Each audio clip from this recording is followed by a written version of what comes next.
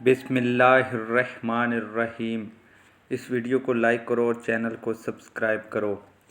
حضرت ابن عباس رضی اللہ تعالی عنہ نے بیان کیا کہ ایک مرتبہ حضور اقدس صلی اللہ تعالی علیہ وسلم کی خدمت میں عبد القیس کا وفد حاضر ہوا۔ آپ نے استفسار فرمایا، تم کس قوم سے آئے ہو؟ تو انہوں نے کہا، عربی۔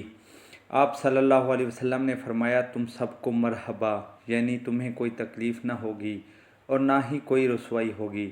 انہوں نے کہا، ہم آپ صلی اللہ علیہ وسلم کی خدمت اقدس میں بہت دور سے حاضر ہوئے ہیں، آپ ہمیں ایسے کاموں کا حکم دیں تو ہم سب اس پر عمل کر کے جنت میں داخل ہو جائیں۔ تو آپ صلی اللہ تعالی علیہ وسلم نے انہیں 4 چیزوں پر عمل کرنے کا حکم فرمایا۔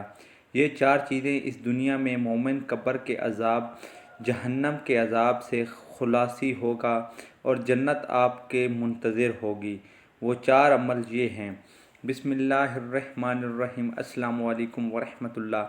محترم ناظرین، حضرت ہاشم سے قبل قریش میں ایک عام رواج یہ بھی تھا کہ اگر کسی آدمی کا سارا مال کسی وجہ سے ہلاک ہو جاتا اور وہ بالکل مفلس اور تنگ دست ہو جاتا تو ہمت ہار کر اور مایوس ہو کر اپنے زیر کفالت تمام افراد کو ساتھ لے کر اور بحر جنگ میں جا کر سب خیمے میں بیٹھ جاتے اور موت کے انتظار کرتے، حتیٰ کہ بھوک پیاس سے باری باری سب کے سب موت کے آغوش میں چلے جاتے۔ حضرت ہاشم بڑے ہوئے اور مکہ کے سردار بنے تو اپنی قوم سے فرمایا، کسی بھی قوم کی عزت اس کی افرادی قوت سے بنتی ہے۔ اگر یہی حال رہا اور غریب لوگ اسی طرح موت کے منہ میں جاتے رہے تو آہستہ آہستہ ہماری قوم کمزور ہو جائے گی۔ اس مسئلے کے حل کے لیے میری ایک رائے ہے کہ وہ یہ کہ میں تمہارے فقیر اور غریب لوگوں کو تمہارے مالدار غنی لوگوں کے ساتھ ملا دوں، اور جس غنی آدمی کے جتنے اہل خانہ ہوں گے اتنے ہی غریب افراد اس کے ساتھ شامل کر دوں۔ اس طرح غنی آدمی کی ضروریات زندگی سے زائد مال کے ساتھ سائے میں غریب اور اس کے اہل و عیال بھی زندہ رہیں گے، اور یہ طریقہ کار بھوک کی وجہ سے خودکشی کے اقدام کو ختم کرنے والا ہوگا۔ چنانچہ سب قریش نے اس تجویز سے اتفاق کیا اور یوں حضرت ہاشم نے زندگی سے مایوس غریبوں کی معاشی کا انتظام فرما دیا۔ آپ صلی اللہ تعالی علیہ وسلم کے دادا جان حضرت عبد المطلب کی انسانی دوستی، ہمدردی، غم خواری اور حق پڑوس کی ادائیگی کا ایک بڑا ایمان افروز واقعہ حضور اقدس صلی اللہ تعالی علیہ وسلم کے اجداد اذان کی اخلاقی عظمتوں اور رفتوں کا یہ مقام تھا کہ حضرت عبد المطلب کا شمار قریش کے دانشور اور حکیم لوگوں میں ہوتا۔ ابو سفیان کے والد جرفے بن امیہ کے ساتھ ان کی دوستی، اٹھنا بیٹھنا اور گہرے مراسم تھے۔ ادھر آپ کے پڑوس میں ایک یہودی بھی رہا کرتا تھا۔ ایک مرتبہ اس یہودی نے بازار میں حرب بن امیہ کو برا بھلا کہہ دیا اور حراب قریش مکہ میں کوئی کم تر نہ تھا۔ اس معمولی جھگڑے کے نتیجے میں غریب یہودی کو حرب نے موت کے گھاٹ اتار دیا۔ حضرت عبد المطلب کو یہ بات معلوم ہوئی تو آپ نے اس عمر کو خلاف مروت اور اخلاق سمجھا، ایسے ظالم آدمی کے ساتھ صحبت اور رفاقت کو جاری رکھا جائے۔ چنانچہ حرب کی دوستی اور اس کے پاس آنا جانا ترک کر دیا۔ پھر صرف اسی ترک کے تعلق پر اکتفا نہ کیا بلکہ اس سے اپنے پڑوسی کی دید کا مطالبہ کیا اور اسے اس وقت تک نہ چھوڑا جب تک اس سے 100 اونٹ وصول کر کے پڑوسی یہودی کے بیٹوں کو نہ دلا دیے۔ آب زمزم جو صدیوں قبل حضرت اسماعیل علیہ السلام کی معصوم ایڑیوں کی رگڑنے کے نتیجے میں ظاہر ہوا تھا، اور جو آج حرم مکہ میں ہی نہیں بلکہ مدینہ منورہ میں بھی پہنچا ہوا ہے، جس سے لاکھوں زائرین 1500 سال سے اپنی پیاس بجھا کر اب وہ جگہ کو ٹھنڈک پہنچانے اور مختلف امراض سے شفا یاب ہونے کے لیے استعمال کرتے رہے ہیں، جو دنیا بھر کے مسلمانوں کے گھروں میں تبرک بن کر پہنچ رہا ہے، یہ بھی بلا واسطہ حضرت عبد المطلب کا ہی فیض ہے۔ کئی سالوں سے آئے ہوئے اور نامعلوم آب زمزم کے کنویں کے دوبارہ کھدائی کے لیے جانب اللہ حضرت عبد المطلب کا ہی انتخاب ہوا تھا۔ اس کنویں کی کھدائی کے دوران آپ نے منت مانی تھی، اگر اللہ کریم انہیں 10 بیٹے عنایت فرمائے گا تو ایک بیٹا واللہ اللہ تعالیٰ کے راستے میں قربان کر دیں گے۔ چنانچہ اللہ تعالیٰ نے 10 بیٹے عنایت فرمائے تو قربان ہونے کے لیے قرہ حضرت عبداللہ بن کے نام کا نکلا۔ حضرت عبداللہ کے ملک میں چونکہ نبی رحمت صلی اللہ تعالیٰ علیہ وسلم کا باپ ہونے کی سعادت اور اعزاز لکھا ہوا تھا، اس لیے جسے اللہ رکھے اسے کون چکھے ایک ترکیب سے حضرت اسماعیل علیہ السلام کی مانند ذبح کیے جانے سے بچا لیے گئے اور ان کی جگہ 100 اونٹ قربان کیے گئے۔ اس لیے نبی کریم صلی اللہ تعالیٰ علیہ وسلم نے فرمایا، میں 2 ذبیحوں کا بیٹا ہوں۔ اللہ کریم چونکہ انسان کا خالق رازق رب ہے، پھر وہ اس کی فطرت اور طبعی تقاضوں کو بھی بخوبی جانتا ہے، اس لیے اس نے انسان کے اس طبعی تقاضے کو سب سے پہلے پورا کرنے کے انتظامات فرمائے۔ نبی رحمت صلی اللہ علیہ وسلم جنہیں اللہ کریم نے رحمت للعالمین اور مومنین کے واسطے رؤوف الرحیم بنا کر مبعوث فرمایا، مخلوق خدا کی ہمدردی، غم گساری، خیر خواہی اور شفقت اور رحمت جن کی طبیعت و ثانیہ تھی، کیسے ممکن تھا کہ آپ ضرورت مندوں، محتاجوں، غریبوں، مسکینوں، کمزوروں، بھوکھوں کی معاشی فلاح کا کوئی انتظام نہ فرماتے۔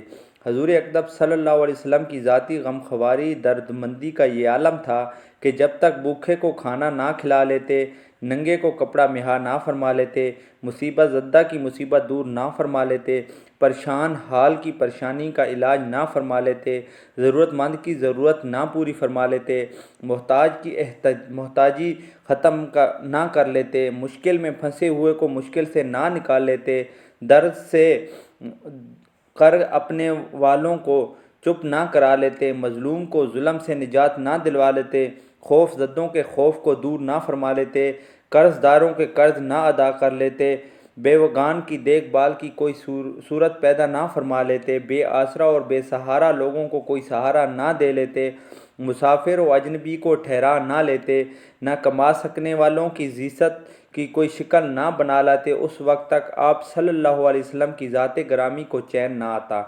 حضور اقدس صلی اللہ علیہ وسلم کی اس شفقت الخلق اور انسانیت کے ساتھ ہمدردی اور غمخواری کی طبعی جذبہ کی طرف قرآن مجید میں ارشاد ہوتا ہے کہ لوگو، تمہارا کسی مشقت میں پڑنا مہر رسول خدا صلی اللہ علیہ وسلم پر بہت گراں گزرتا ہے، وہ تمہاری خیر خواہی اور بھلائی کرنے والا ہے، خصوصاً مومنین کے حق میں تو بڑا ہی شفیق اور مہربان ہے۔ دکھ تمہیں ہوتا ہے، مصیبت میں تم مبتلا ہوتے ہو، درد تمہیں ہوتا ہے، مگر اس درد کو نبی اکرم صلی اللہ علیہ وسلم تمہارا دکھ برداشت نہیں کر سکتے۔ تمہاری ہر تکلیف خواہ جسمانی ہو یا روحانی، اس کے دل کا درد و غم بن جاتی ہے، وہ تمہاری بھلائی کی خواہش سے لبریز ہے، وہ اس کے لیے ایسا مضطرب قلب رکھتا ہے کہ اگر اس کی بن پڑتی تو ہدایت و سعادت کی ساری پاکیاں پہلے ہی دن گھونٹ بنا کر پلا دیتا۔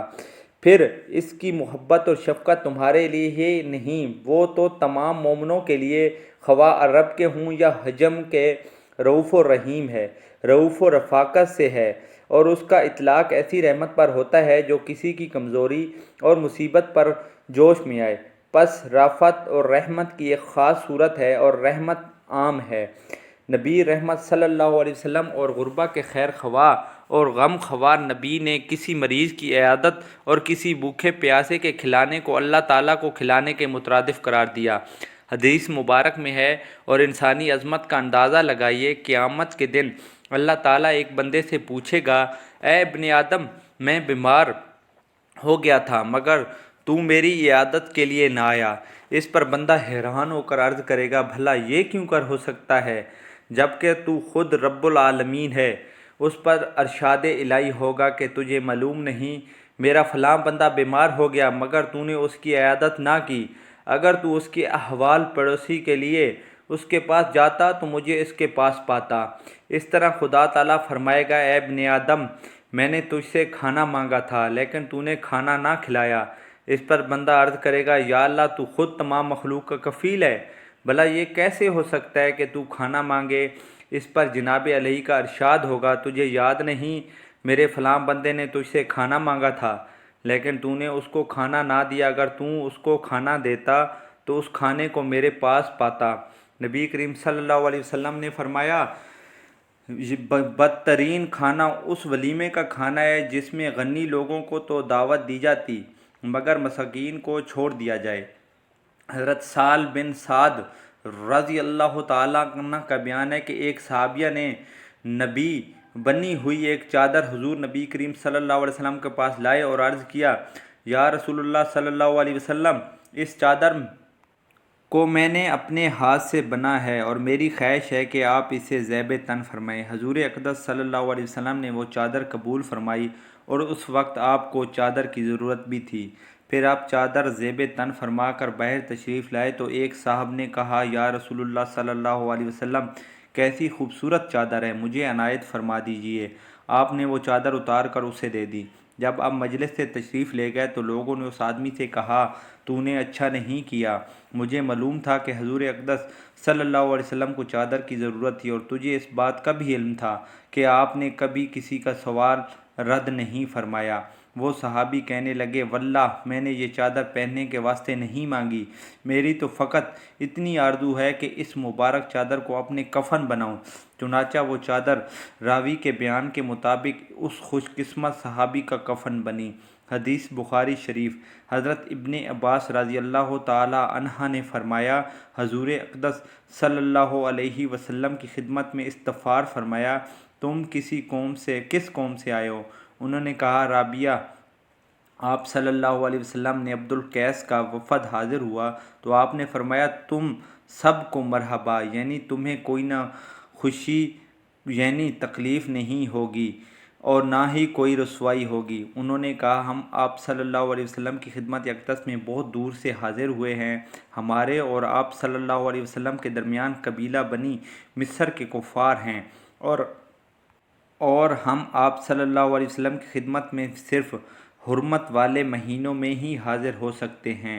آپ ہمیں ایسے کاموں کا حکم دیں کہ ہم اپنے پچھلوں کو بتائیں تو ہم سب اس پر عمل کر کے جنت میں داخل ہو جائیں۔ تو آپ صلی اللہ علیہ وسلم نے انہیں 4 چیزوں پر عمل کرنے کا حکم دیا۔ آپ صلی اللہ علیہ وسلم نے ارشاد فرمایا، کیا تم جانتے ہو کہ ایمان کیا ہے؟ انہوں نے عرض کیا، اللہ تعالیٰ اور اس کے رسول اکرم صلی اللہ علیہ وسلم سب سے زیادہ جانتے ہیں۔ آپ نے ارشاد فرمایا، لا الہ الا اللہ محمد رسول اللہ کی گواہی دینا، نماز قائم کرنا، زکوٰۃ ادا کرنا، رمضان کے روزے رکھنا، ان 4 اعمال پر عمل کرنا، اس دنیا میں مومن قبر کے عذاب، جہنم کے عذاب سے خلاصی ہوگا، جنت تمہاری منتظر ہوگی۔ اللہ تعالیٰ سے دست ادب سے، گریہ گزاری سے دعا کرتے ہیں کہ میرے تمام مسلمان بہن بھائیوں کو اللہ پاک تمام دنیاوی مصیبتوں سے بچائے اور روز محشر جنت الفردوس میں اعلیٰ مقام عطا فرمائے۔ آمین یا رب العالمین۔ ایک دفعہ دوبارہ کہوں گا کہ آپ نے اگر ابھی تک ہمارے چینل کو سبسکرائب نہیں کیا تو آپ ہمارے چینل کو سبسکرائب کریں تاکہ آپ کو ڈیلی کی اچھی ویڈیو مل سکیں۔ جزاک اللہ۔